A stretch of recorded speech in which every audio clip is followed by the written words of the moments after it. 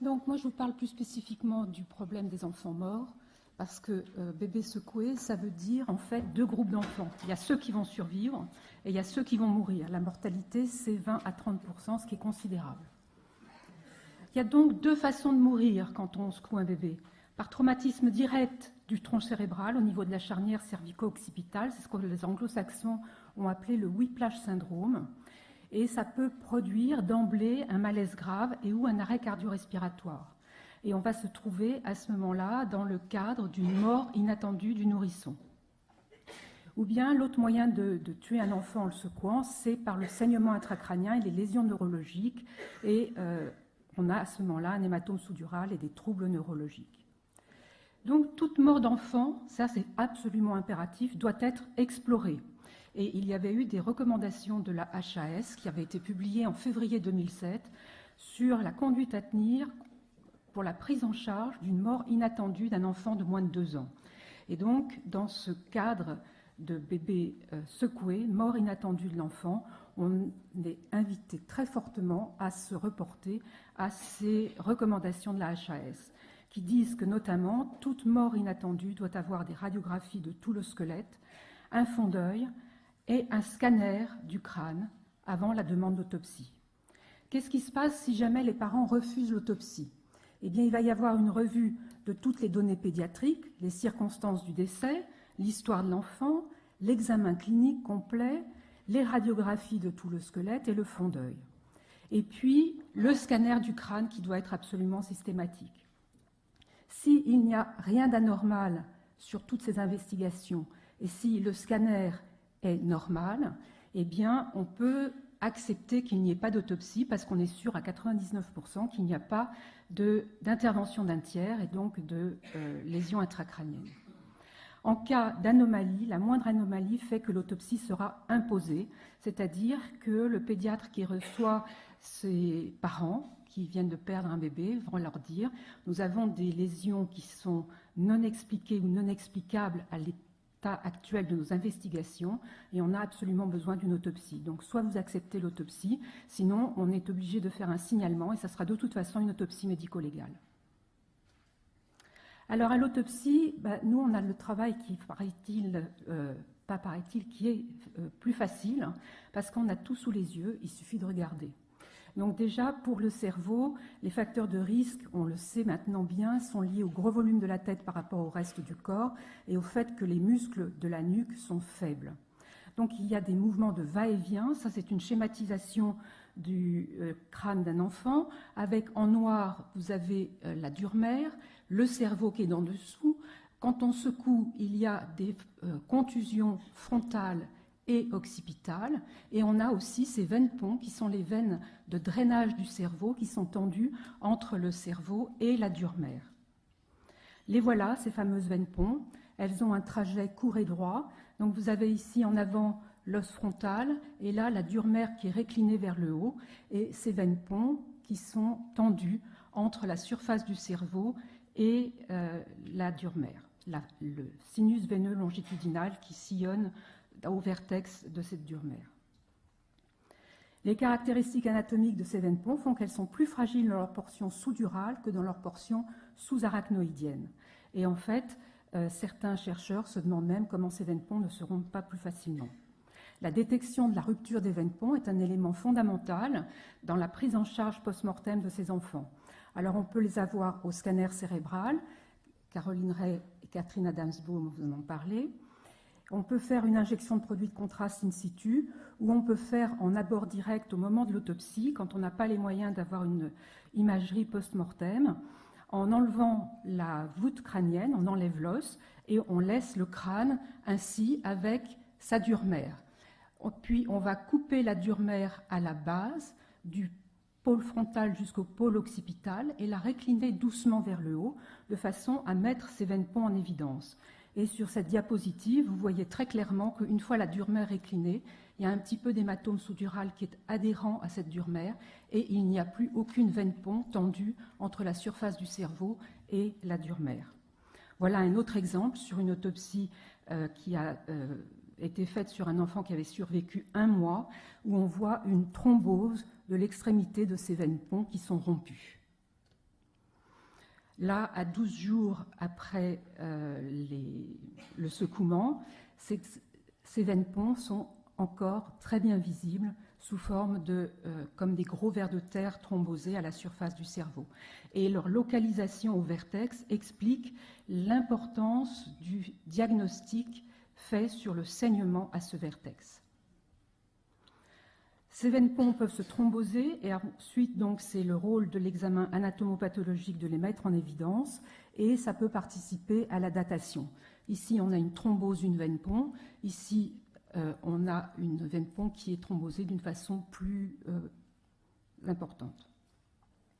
Donc, ces ruptures de veine pont, ça affirme le caractère traumatique de l'hématome sous-dural et ça affirme le mécanisme de secouement. La recherche doit être absolument systématique et donc c'est faisable aussi à l'IRM, comme vous l'avez vu.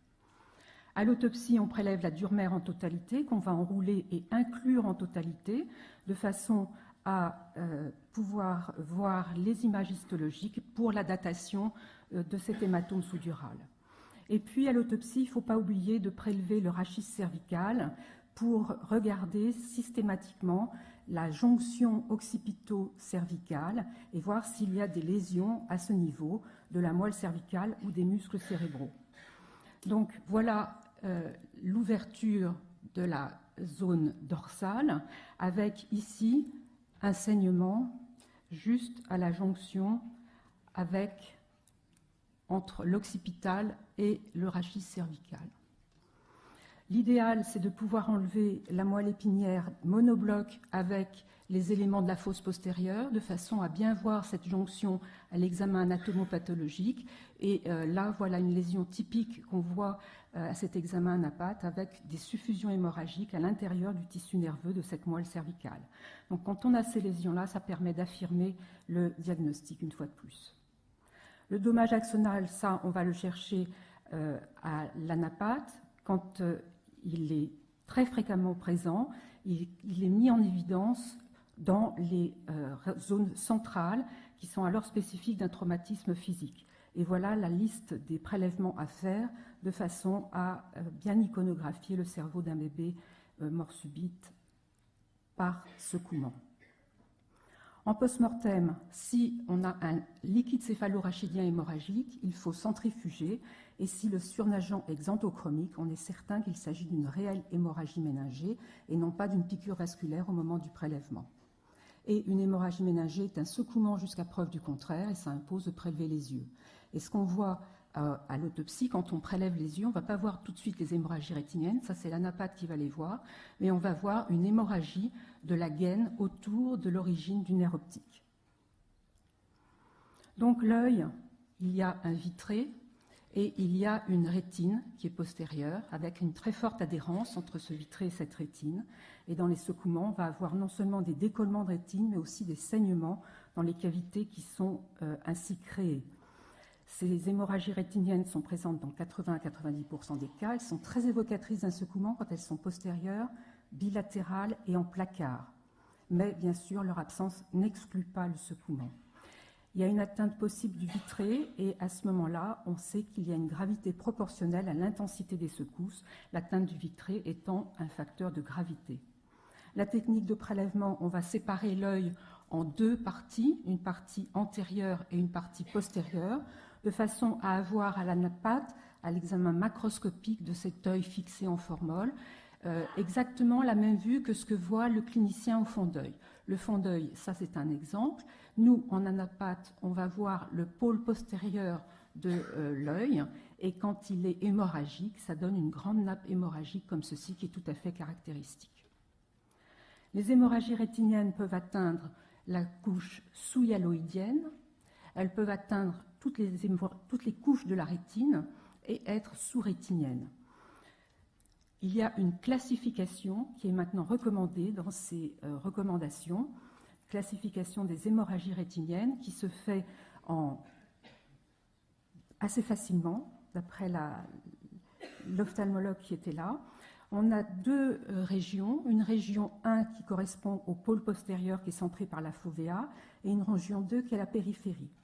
Ensuite, on va quantifier ces hémorragies rétiniennes en A discret, moins de 10 hémorragies à cet examen du fond d'œil. pour chaque œil. B modéré, plus de 10 hémorragies, mais moins de 50% de la rétine. Et C sévère, quand il y a plus de 50% de la rétine atteinte. Et puis ensuite, on quantifie la profondeur en fonction de la couche de la rétine qui est atteinte, avec petit i des hémorragies strictement intrarétiniennes et ii des atteintes extra-rétiniennes. Donc cette classification, on a un grade 3, qui est le grade maximum, atteinte de la région 1 ou de la région 2, ou les deux, avec des plis rétiniens et ou un rétinoschisis. Le grade 2, quand on a une atteinte de région 2, mais sans plis rétinien ni rétinoschisis. Et un grade 1, quand ces hémorragies rétiniennes sont limitées à la région 1. Après le grade, on va noter l'abondance, A, B ou C, puis on met la profondeur, ce qui va donner un grade 1, 2 ou 3, A, B ou C, I ou petit i. Et donc cette classification des hémorragies rétiniennes est très importante car elle permet d'avoir un effet pronostic également pour le devenir de ces enfants. Les hémorragies rétiniennes, le fond d'œil doit être fait au mieux dans les 24 heures qui suivent l'admission de l'enfant à l'hôpital. C'est du fait d'une disparition assez rapide de certaines de ces hémorragies rétiniennes. Ensuite, l'os. À l'autopsie, il est important d'avoir les radiographies qui ont été faites avant, de façon à prélever la zone pathologique. Et puis, on nous pose de plus en plus le problème en diagnostic différentiel d'un enfant qui a été trouvé en malaise grave et qui est secoué pour être réanimé. Alors, certains disent que c'est difficile s'il n'y a pas d'autres lésions traumatiques associées. En fait, ce n'est pas si difficile que ça, parce que s'il n'y a pas de reprise d'activité cardiaque, on sait qu'il ne peut pas y avoir de production de lésions vitales. Donc, si on a un saignement dans l'espace sous-dural, c'est forcément qu'il préexistait. Et puis, si on a une reprise d'activité cardiaque, la question à se poser est quelle a été la cause de cet arrêt cardio-respiratoire ou malaise grave et l'importance de l'état clinique de l'enfant avant le malaise. Et là, je vous renvoie au topo de Caroline Ray sur les signes, la modification du comportement et les modifications de l'état clinique de l'enfant immédiatement après le secouement. Et de toute façon, la découverte de lésions hémorragiques intracrâniennes est la cause de l'arrêt cardio-respiratoire jusqu'à preuve du contraire. Donc à l'autopsie, on va prélever le cerveau, la dure mère, la moelle épinière cervicale, les muscles de la nuque, les yeux, l'origine des nerfs optiques, toutes lésions cutanées et osseuses, le thymus pour la datation et tout le reste. Après l'autopsie, la reconstitution du corps ad intégrum parfaite est indispensable pour que les parents puissent revoir leur enfant. Et je vous rappelle que la seule prévention, c'est qu'il ne faut jamais secouer un bébé.